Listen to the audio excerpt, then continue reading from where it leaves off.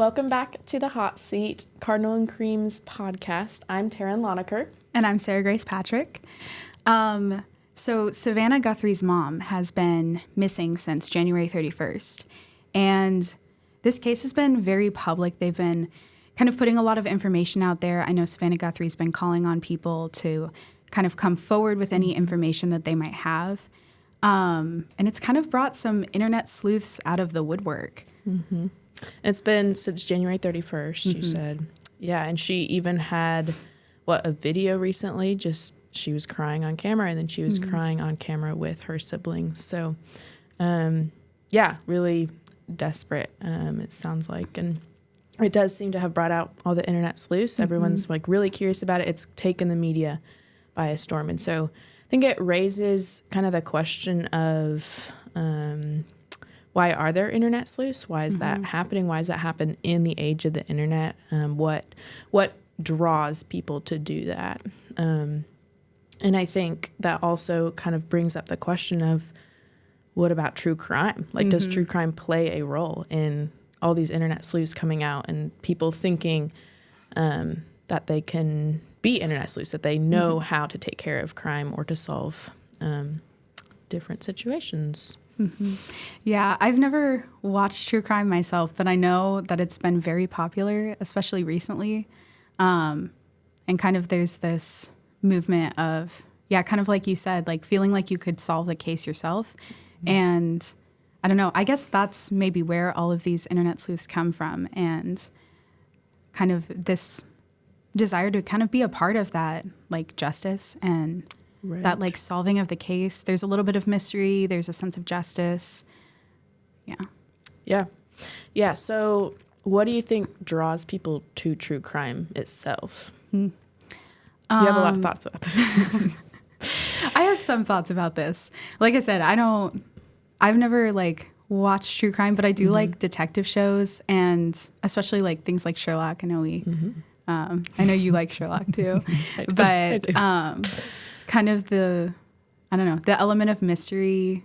Also, humans are just nosy creatures. We want to know kind of everything that's going on. We want to understand.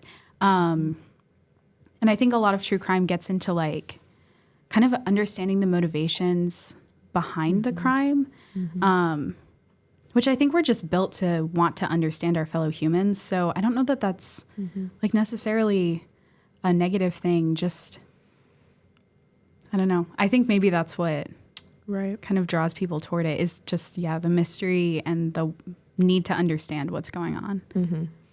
Yeah, I think that is so true. And I think even without the internet, we still have some amount of a desire to sleuth, a desire to figure out, like you were saying, humans are curious creatures. So with or without the internet, humans have always been curious in some ways. There's always been this element of seeking to figure out the mystery. If there's, if in a small town before the internet was a thing and there was some crime that had happened, I'm sure there were people that came out of the woodwork, so to speak, and were trying to solve what was happening, as well as the town officials trying to take care of it. So that raises the question.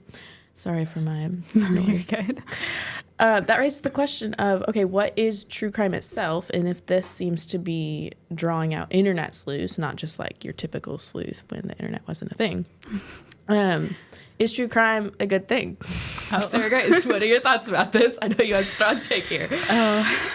I mean, I don't like true crime. Okay, why don't you like true crime? I mean, I think the biggest thing is I just don't think that it's edifying to dwell on. I am a political science major, so I have to pay attention to the news. I have to be aware of what's going on in the world, but I do think that true crime almost takes it a step further, because there is this dramatization. Is that a word?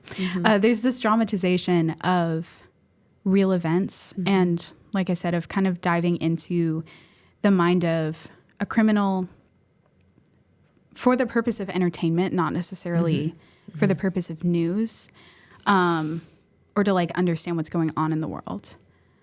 Right. Yeah.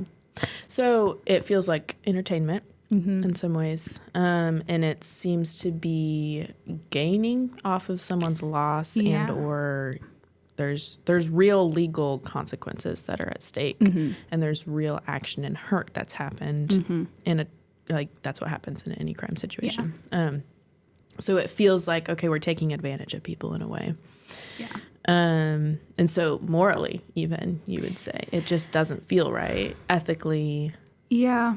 And I mean, I think there's a time and place for, I mean, we're journalists. We write about like people's stories, and sometimes those aren't happy stories. And sometimes there is a certain amount that we need to dive into the why and try to understand why the thing happened or why somebody did what they did. But I don't know. It's like I said, the difference I think for me is seeking it out for entertainment versus seeking it out for like compassion, to have compassion on potential victims or like whoever's story it is, versus true crime that focuses more on kind of the mystery and like, I don't know, the like excitement of the crime itself. Right. Yeah, because we're mysterious creatures. Like, we're curious. We're curious and mysterious, and we love mystery. I mean, it just excites us. I think it's the way God's made us, honestly. Like, we're made for the fear of God. We see that in Scripture everywhere. So, of course, we do love mystery. Just speaking about humanity again, yet again. And like I said, I like Sherlock. I like Sherlock. I've always been told I would love Agatha Christie. I'm a terrible reader who's never read Agatha Christie. But, I mean, I don't... Have you read Nine Tailors by... Who is this by? Hang on. Let me look this up real quick. I have not read it. Dang it. Okay. Well, Nine Tailors by Dorothy L. Sayers is a really great book, and it is fictional, but it is about a crime situation that happens, and it's about mystery. Again, I don't think... Okay, circling back to this conversation about mystery, I shouldn't say again. Circling to this conversation about mystery, is there a place for mystery? Should we delve into mystery? You like Sherlock Holmes, I do. But you don't like true crime. What's the difference there? What do you think the difference is? Oh, goodness. I mean, kind of like we've already said, I think the difference is you're dealing with real people versus you're dealing with fictional characters and fictional events that may be based off of real events, but I am also a writer, and I feel like the purpose of fiction is, or one of the purposes of fiction can be to understand reality without focusing on a specific situation or being in a specific situation. So kind of like journalism, telling stories so that other people can understand a story that they weren't a part of. But I think that it should be for the purpose of loving each other better and not getting entertainment from somebody else's pain or, I don't know, necessarily trying to solve a mystery that maybe should be left to professionals. Yeah. What do you think the difference is? What do I think? Well, what I think the difference is? I think the difference, I think you hit on it.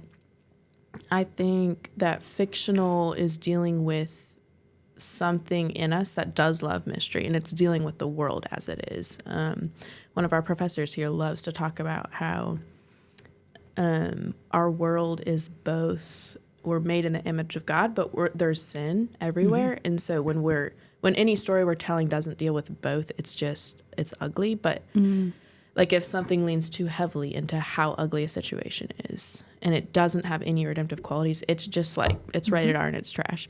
But if it's like just magical and there's nothing, that's like, hey, we live in a broken world that's cursed. It just kind of falls flat because it's fluff. So I think in that sense, that's why we love mystery. That's why we're drawn to these fictional things. But I think you're exactly right. I think I'm going to agree with you here.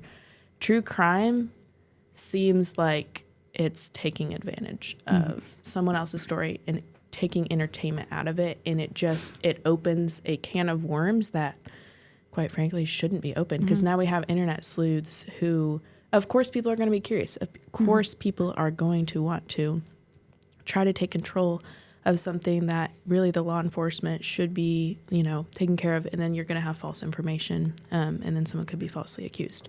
And I actually have a story here. Oh, really? That I found on Pumphrey Law Criminal Defense, talks about some of the risks of internet sleuthing.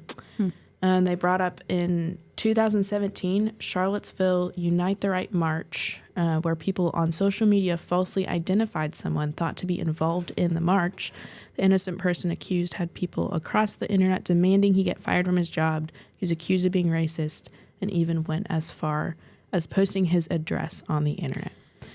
Dangerous, Yikes. risky. That is kind of terrifying. Internet sleuthing, a little scary. Maybe at its worst. Maybe.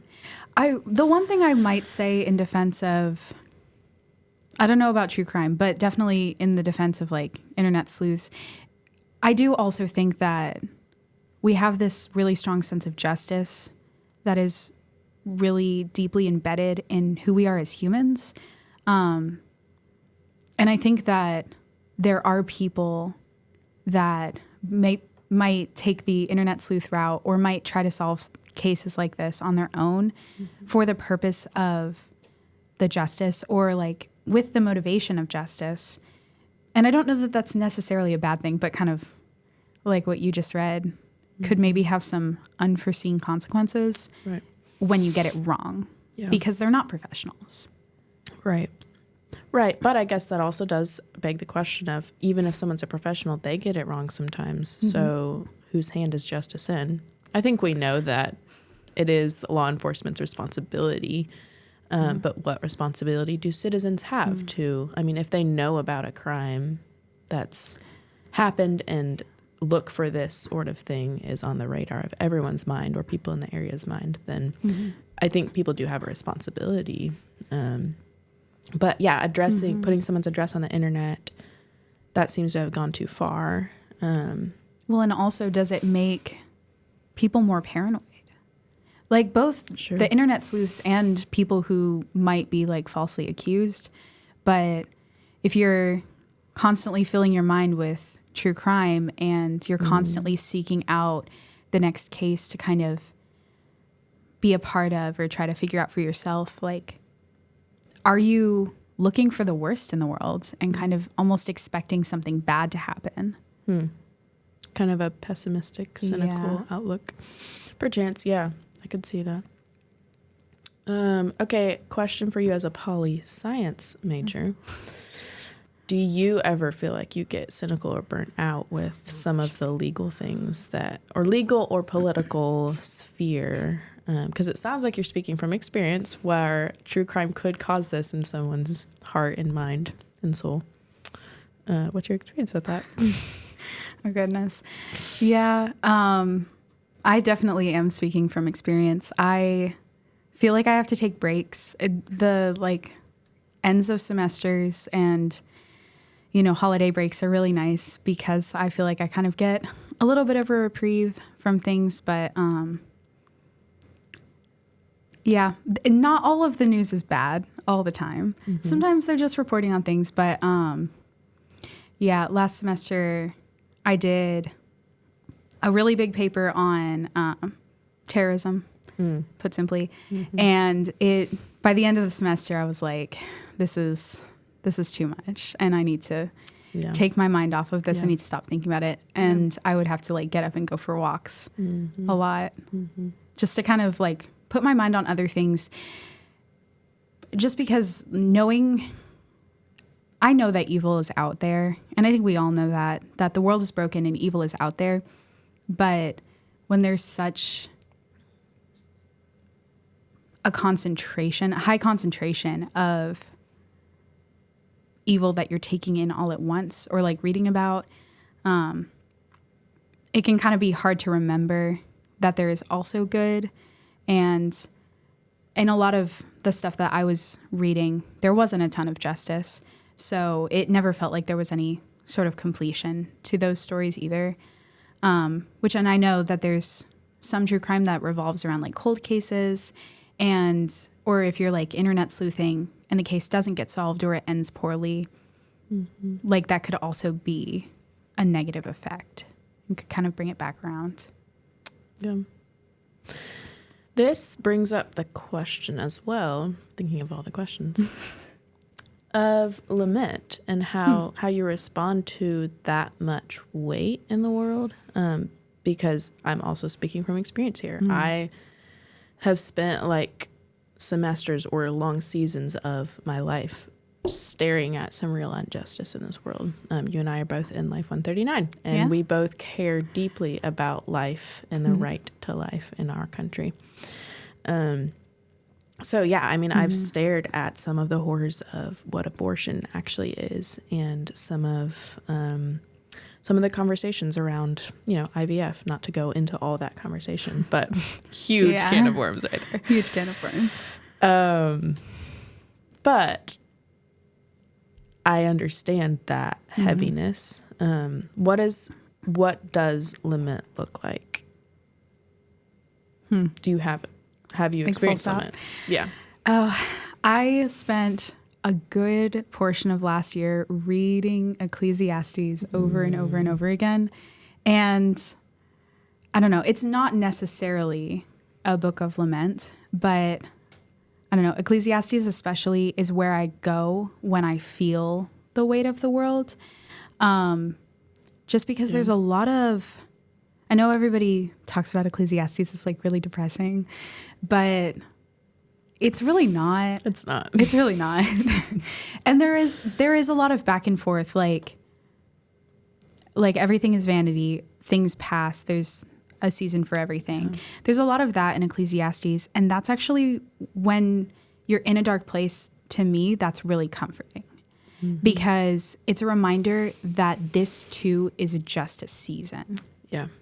And that, I don't know, the world is full of good and bad. I think it's in Ecclesiastes 3 that it talks about man was made to eat and drink and work and enjoy his life, and that is God's gift to man. Yep. And to me, that's a really good place to start with, I don't know, not necessarily lament, but I guess pulling myself out of those darker places, just to be like, okay, have I eaten lunch today? And can I go get lunch with a friend and kind of remember the good things? And I know that's not necessarily lament.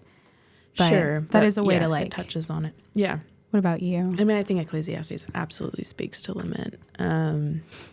It is someone who, it's written by someone who has tried everything, who found no satisfaction in trying everything, and someone who saw the weight of the world. And his response was what our response should be as well, that your life is in God's hands. And at the beginning of the day, in the middle, and at the end of the day, that's who you are. And if you forget that in the season of plenty, and if you forget that in the season of trial and the valley of darkness, that's not going to go well for you. And for someone to have experienced all of life and to see that life is so good when you stop trying to earn it, when you stop and when you start receiving it. Justice is in the lap of God instead of your own lap. And you learn you're not God. Crazy. And it's so true. Okay, so we just talked a lot of theology. But I think it's actually very important. I think I see a connection to this because do you think that internet sleuths are trying to play God in some ways? Oh, goodness. What are your thoughts to my thought that I just had? Do I think that internet sleuths are trying to play God? Could they? Maybe they aren't. Could they? Yes. Is it a potential? Are they? That's what's happening? Not necessarily. Okay. I mean, again, I don't want to keep comparing it to mysteries because I said I liked mysteries, but then I don't like true crime or internet sleuthing, apparently. But I just lost my train of thought. Oh, sorry. No, you're good. You don't like going back to this, but you are going back to mysteries, fictional mysteries. Yeah. Oh, that's what I was going to say. I do like trying to figure out what the like solution to the case is before the case is over. Especially, shout out to the BBC Sherlock Holmes. Love that show. Let's talk about it. I love that show, and I like The first time I watched it, I was too young and I don't remember it. But the second time I watched it, I was definitely trying to like figure out the crimes and like what had happened. And so I like think that that's just the desire to understand, desire for justice, all of those things. And so I don't necessarily think that you are definitely playing God by internet sleuthing. You're trying to fix a problem. Yeah. And I mean, I think like a lot of things, it's kind of about heart posture while you're doing that. And if your heart is like focused on, I don't know, the glory of it, or like, I am so great because I solved this thing, or if it's focused on like legitimately trying to find justice. Trying to and help. Yeah. Okay. I think that's a great answer. I actually really like that because I think a lot of like, so we've been hard on internet sleuthing and true crime, but I think there is a good desire there, and there's something redeemable about this. I was going to bring up another part of what Pumphrey Law Criminal Defense says about internet sleuthing. They mentioned some stories that were successful. There was like this van life experience of someone, let's see, they were in Grand Teton National Park, and Gabby was there with a fiance. Jen was the lady who found them through her internet sleuthing. I remember this, Yeah, and so Jen tells the New York Times, lo and behold, we saw it there clear as day, this white van, referring to Gabby and Brian's white van. The couple immediately informed the FBI, uploaded the video to social media, which I guess that's the part that's internet sleuthing. Like, was that what they should have done? It's what they did, and it was successful because it went viral, and then like uploading it to the internet, right, versus contacting the police, right. So they say this is an example when sleuthing has helped from a non-authoritative person. So it sounds like it was successful, but should there be kind of a conscientiousness in our culture that we shouldn't be taking this to the internet? We need to stop letting social media be the place we take this. Is that even possible to tell people stop putting this on social media? I don't know that it is. Probably not. I don't know that it is. But like, if you were put in that situation, it sounds like you would rather take it to FBI. Probably. Instead of, let me just put this on social media, viral. I don't know. Yeah. I don't know. That is the question. That is the question. The masses will do what they will do.